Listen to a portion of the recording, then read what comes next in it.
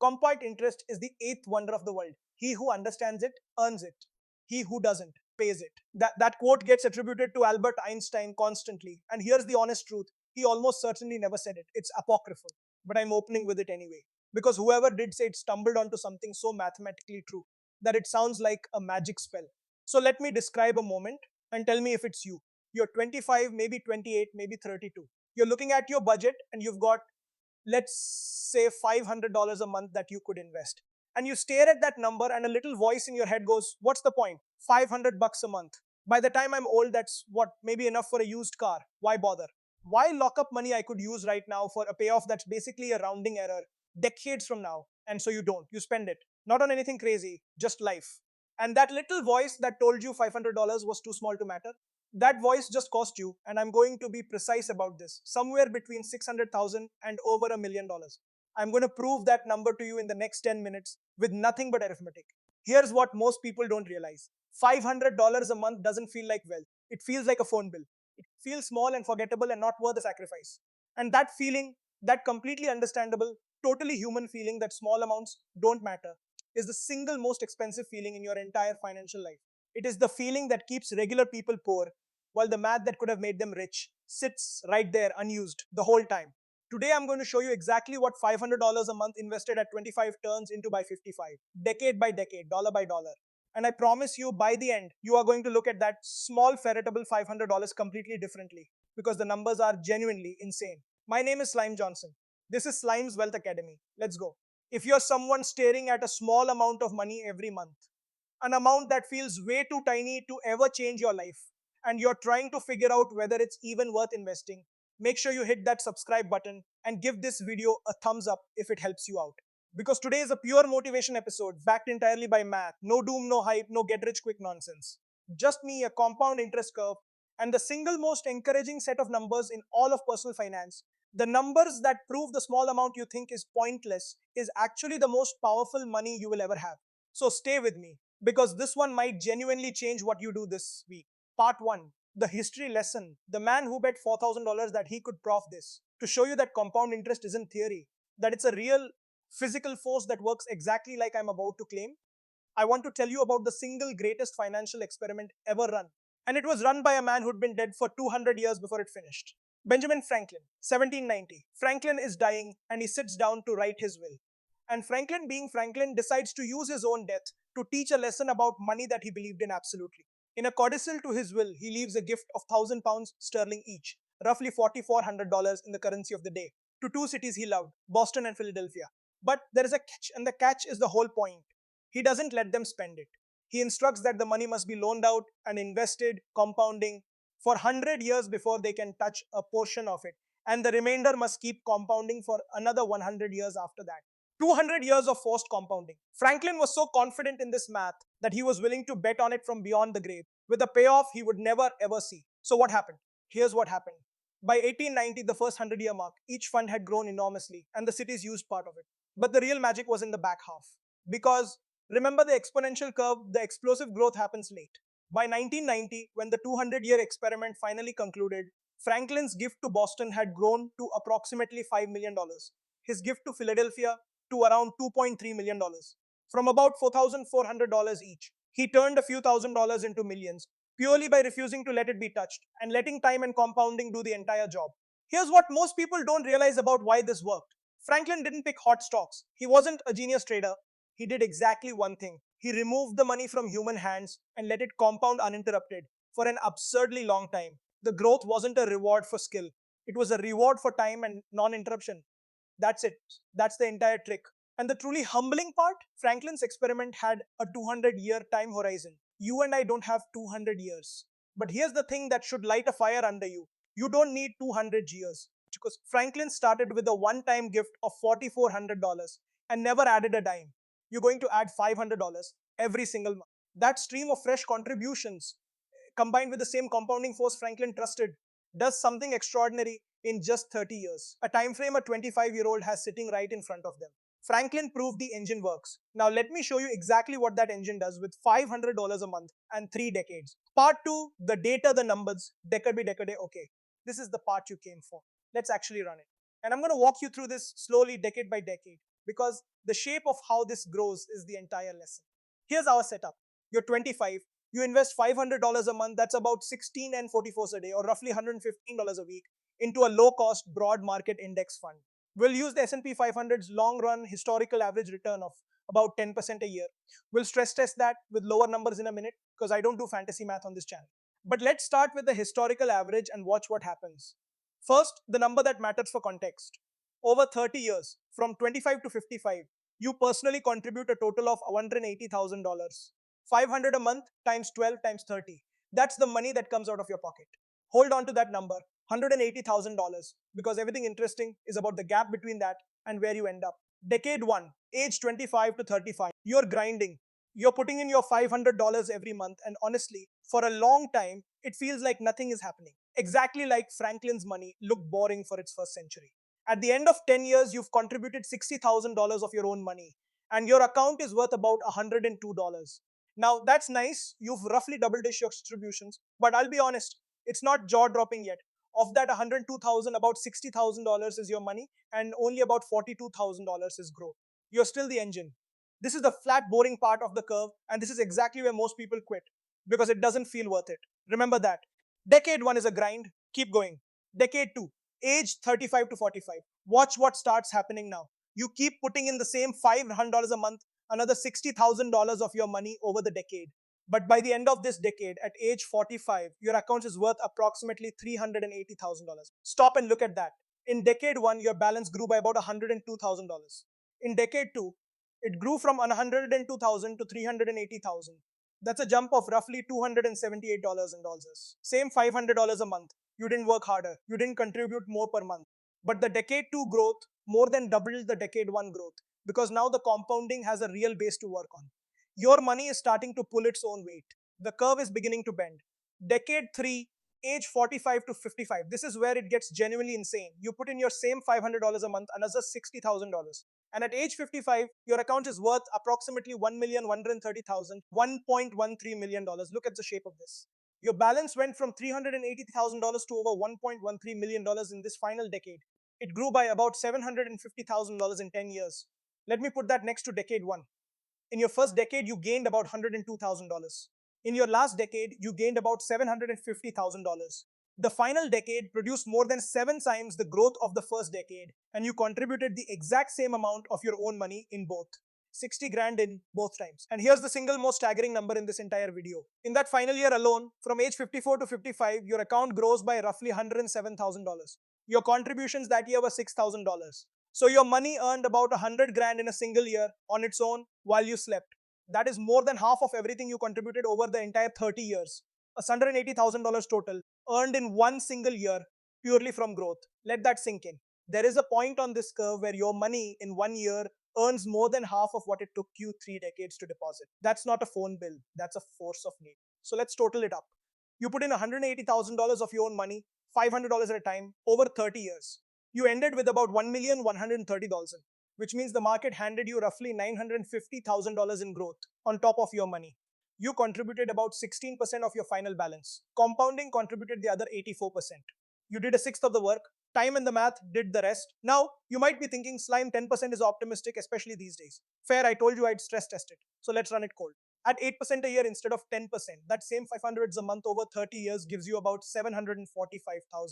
At a genuinely conservative 7%, which is roughly the historical average after you subtract inflation, you end up with about $610,000. So your realistic range, depending on what markets actually do over your investing life, is somewhere between roughly $610,000 and $113,000, from $500 a month, from $16 a day, from the amount you decided wasn't worth bothering with. Even at the low end, even at 7%, you turned $180,000 of contributions into over $600,000. That's still more than triple your money handed to you for the crime of being patient. There is no version of this math where $500 a month doesn't change your life. None. Part 3, the twist. The villain is the 10 years you wait. Now here's the twist, and it's the part that should genuinely scare you into action, because the villain of this story isn't the market, and it isn't your income. The villain is delay. And I'm going to show you exactly how expensive waiting is, because it's so much worse than anyone tells you. We just saw that starting at 25 gets you to about $1.13 million by 55. Now let's say you're not quite ready. Life's busy. The $500 feels tight. So you wait just 10 years. You start at 35 instead of 25, still investing the same $500 a month, still until age 55. You just started a decade later. Here's what you end up with at 55, about $380,000. Read those two numbers next to each other. Start at 25, about 1.13 million. Start at 35, about $380,000. Waiting 10 years didn't cost you a little, it cost you roughly $750,000. And here's the part that should make your jaw hit the floor. By waiting 10 years, how much money did you save by not contributing during your late 20s and early 30s? You skipped 120 months of $500, so you kept $60,000 in your pocket during those 10 years. You held on to $60,000 and it cost you $750,000 in final wealth. You traded $750,000 of your future to keep 60,000 in your present. That is the worst trade in the entire universe. And almost everyone makes it because the $60,000 is real and visible and right now, and the 750,000 is abstract and far away and easy to ignore. Here's what most people don't realize about why waiting is so catastrophic. It's not that you lost 10 years of contributions. You only lost $60,000 of contributions. That's the small part. What you actually lost was the most powerful 10 years of compounding. Remember the curve. The first decade is the foundation that everything else is built on. The dollars you invest at 25 are the dollars that have the most time to compound. So they do the most work.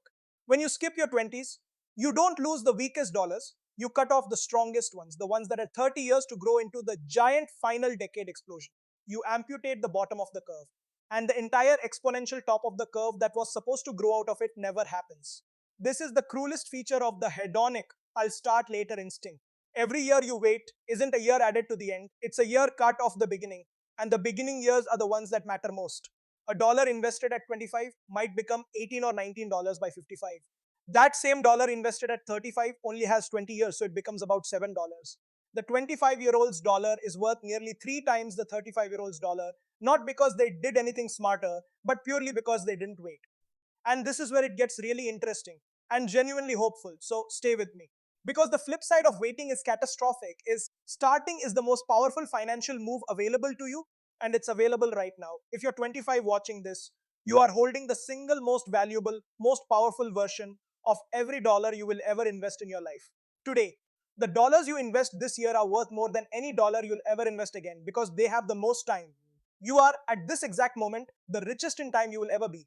And time is the only ingredient in this entire recipe that you can never buy back later at any price. The villain is delay, the hero is simply starting, and the gap between them is measured in hundreds of thousands of dollars. Part 4, the present day, how to actually do this alright. The math is beautiful, but it's worthless if you don't act on it. So let me make this brutally practical. Here's exactly how to turn that $500 a month into the curve we just drew, starting this week. Step 1, open the account this week, not someday. The entire power of this is time, which means the single most valuable thing you can do is compress the gap between watching this video and making your first contribution to as close to zero as possible. Open a Roth IRA at Fidelity, Schwab, or Vanguard. It takes about 15 minutes and has no minimum to start. If you've got an employer 401a with a match, start there first because the match is free money and an instant return nothing else can beat. The point is, open it now while the motivation from this video is still hot.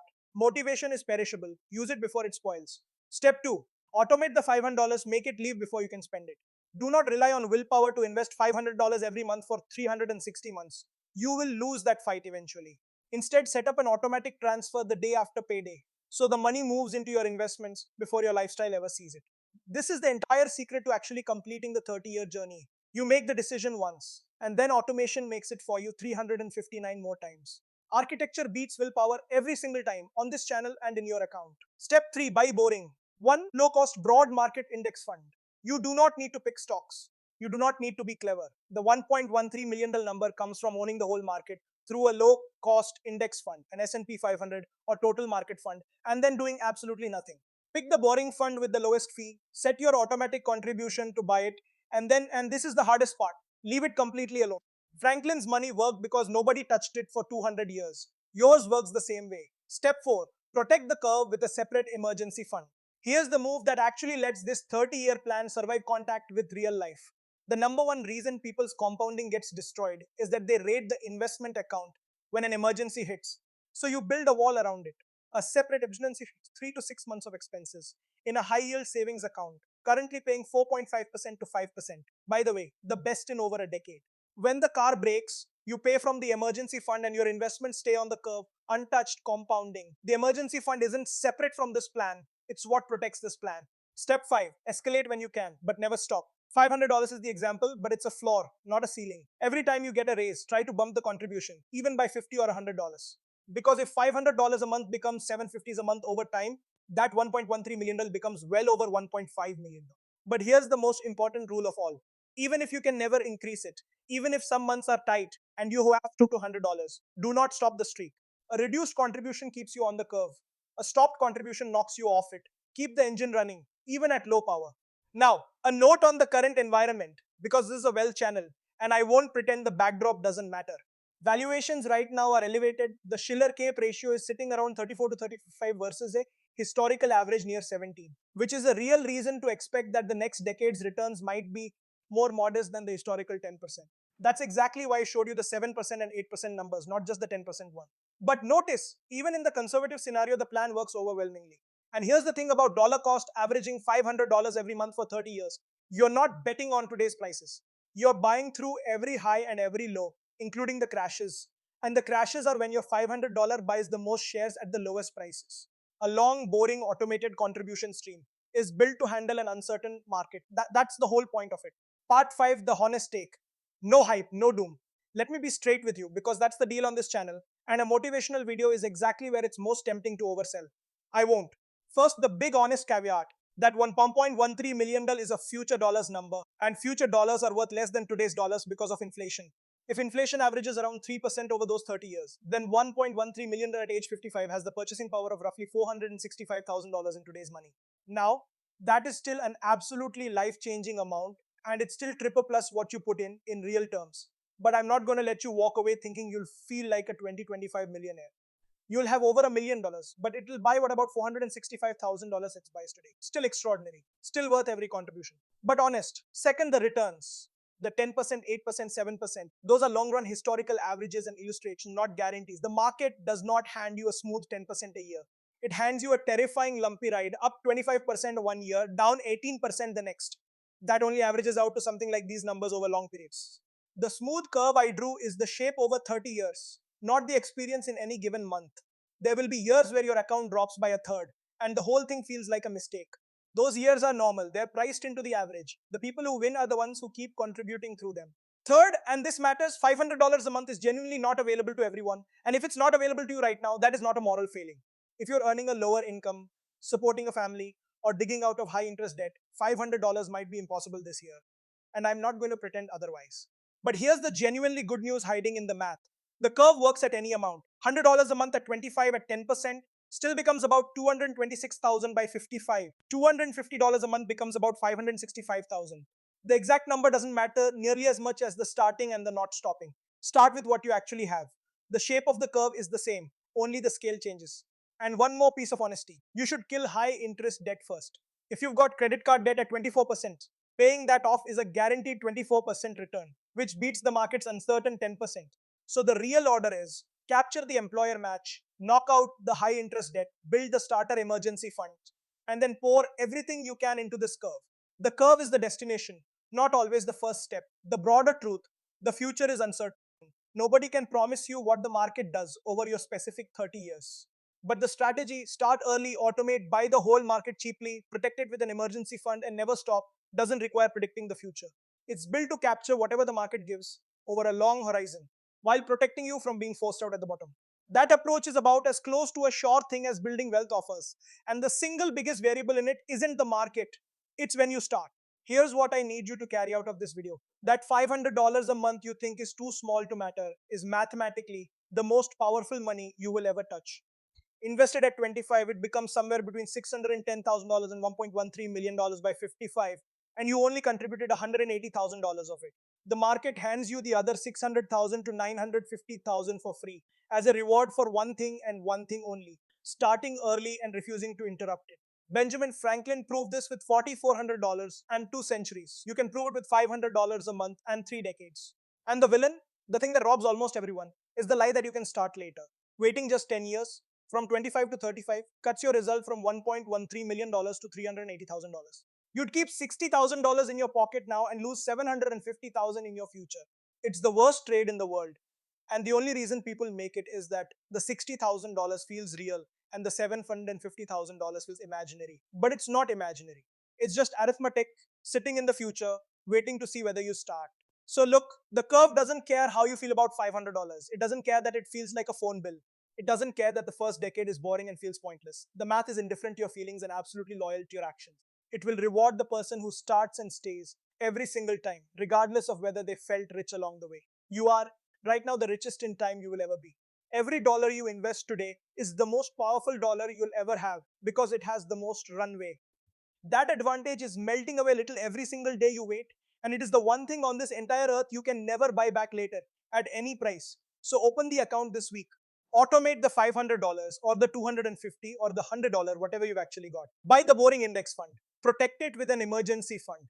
And then do the single hardest and most profitable thing in all of investing. Nothing. Let it sit. Let it compound. Let time do the job it is begging to do for you. The numbers are insane. But they're not magic. They're just patience multiplied by time.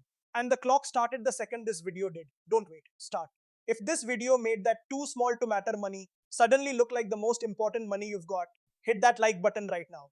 It genuinely helps this channel reach more people who need to see these numbers before they talk themselves out of starting. Subscribe to Slime's Wealth Academy if you're not already here.